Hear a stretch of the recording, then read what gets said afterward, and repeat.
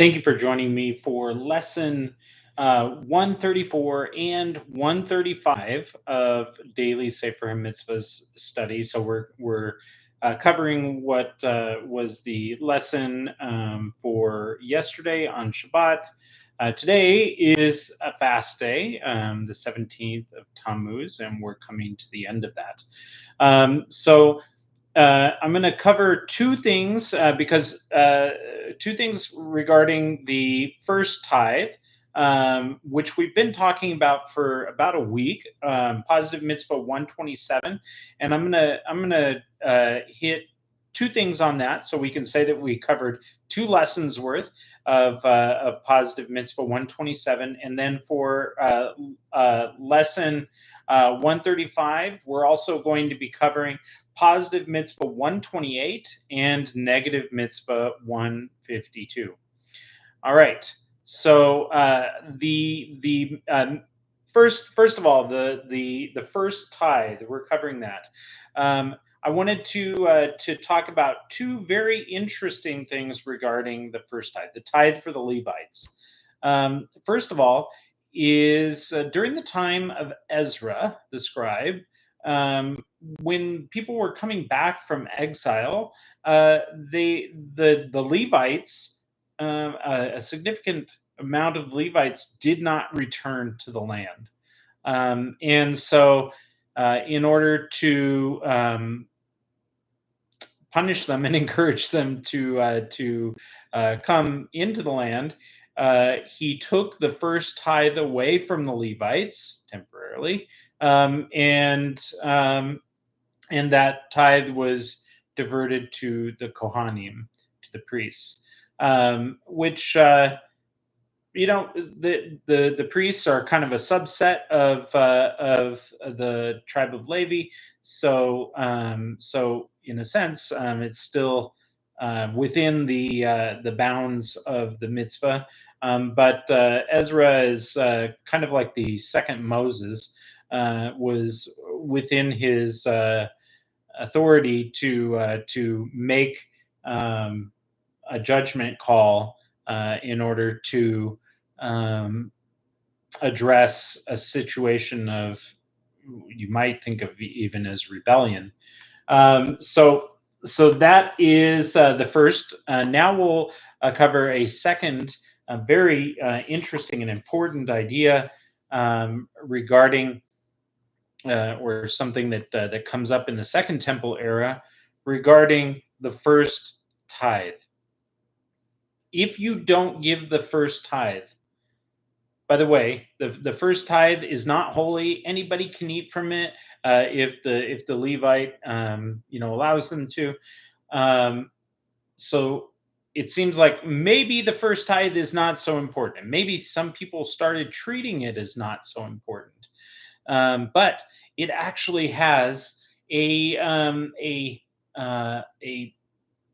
punishment of kares if you don't do that, do the mitzvah of separating the first tithe for the Levite.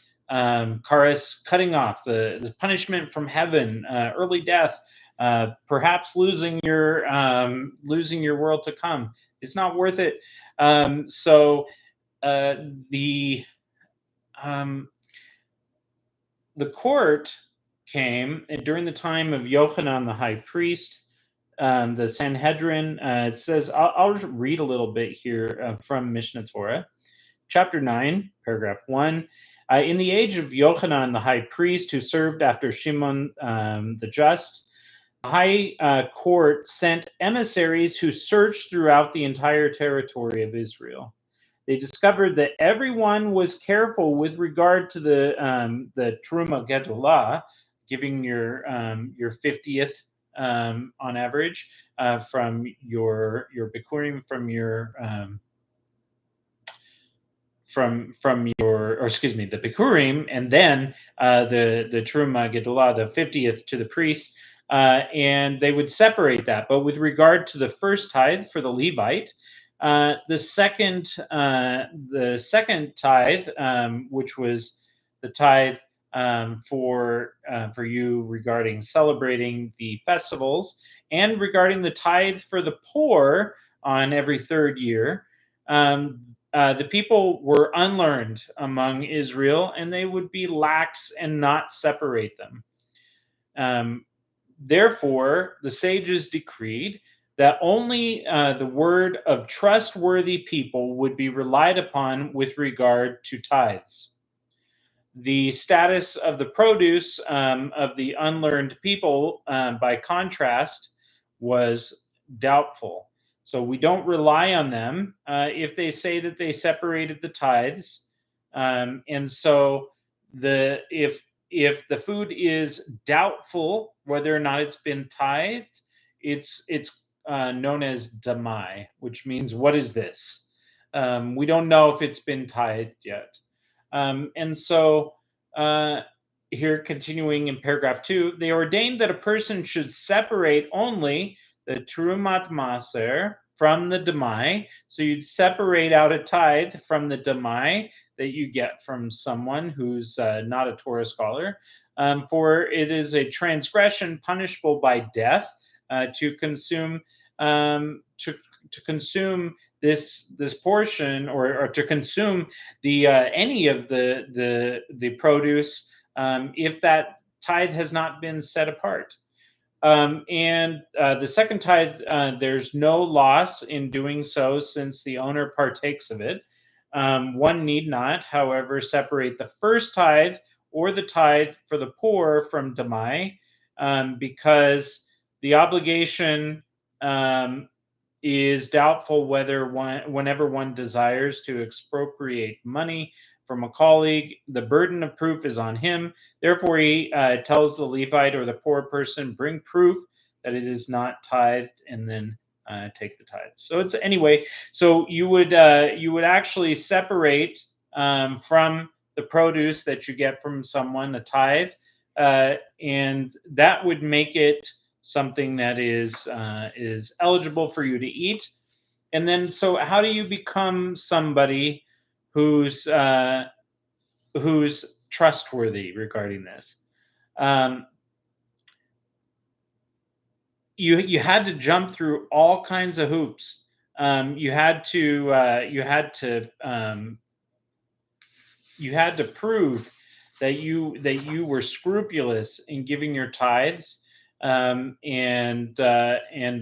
so if you were so, or if you were a known Torah scholar, then you were trusted, and it carried a lot of weight if you were one of these people. People could sit at your table and could eat your food, or if they saw you, um, like serving someone, they would know, okay, for sure this food has been tithed, and they didn't need to worry about setting aside a tithe. Anyway, so that is finishing up now the first tithe. Now we're on to the second tithe.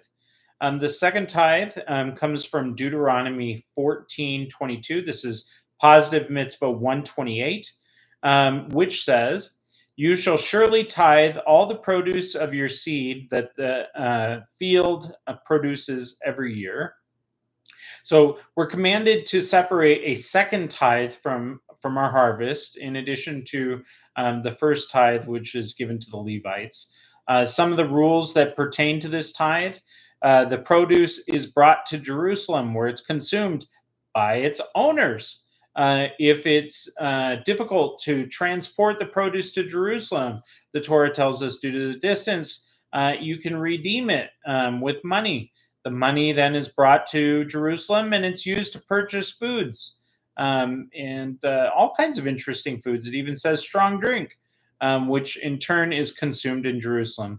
If the owner himself redeems the tithe, he must add an extra 25% to the produce's monetary value. So if you're going to redeem it yourself, you've got to add to it an extra quarter.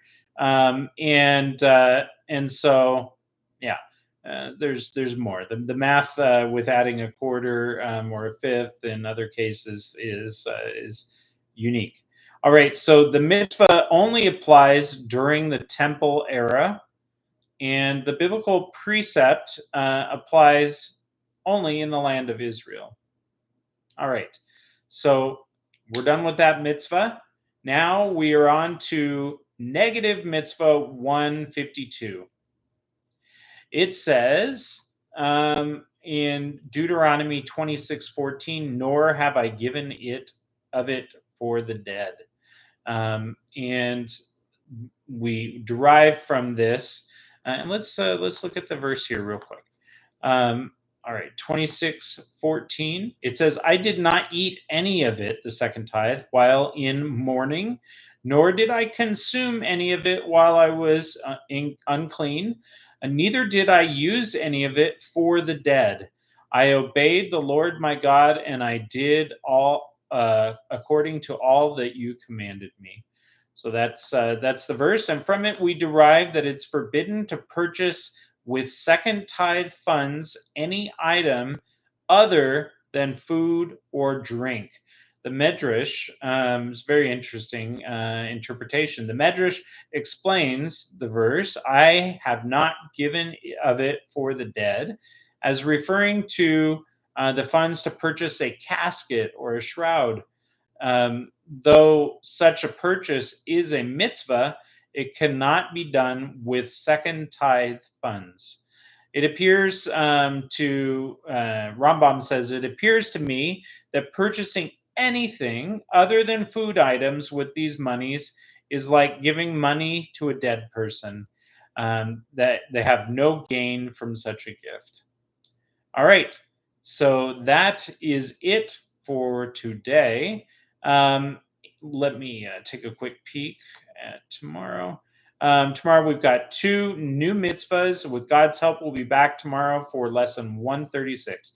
All right, thank you so much for joining me today. Have a great day in every way. Oh, and have an easy fast.